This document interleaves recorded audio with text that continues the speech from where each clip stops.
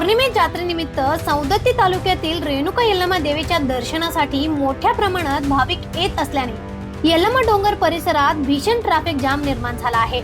यल्लमनगुडला जोडणाऱ्या प्रमुख मार्गावर तब्बल 6 किलोमीटर पर्यंत वाहनांच्या रांगा लागल्यात। तब्बल 6 किलोमीटर पर्यंत वाहनांच्या रांगा लागलेले दिसून आले।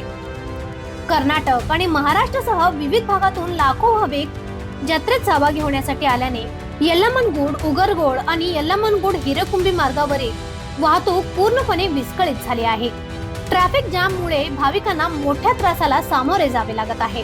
वाहतूक नियंत्रणात पोलिसांचे अपयश असल्याचे आरोपही होत आहे। वाहनांची हालचाल पूर्णपणे ठप्प झाल्याने अनेक भाविकांनी आपले वाहने रस्त्यावरच उभे करून पायीच यल्लमगुडच्या दिशेने जात असल्याचे दृश्य पाहायला मिळतो। ट्रॅफिकची समस्या तातडीने सोडवली नाही तर पुढील काही तासातच परिस्थिती आणखी गंभीर होण्याची शक्यता व्यक्त होत आहे। अशा आणखीन अपडेटसाठी फॉलो करा व्हॉइस ऑफ रेणुका ला।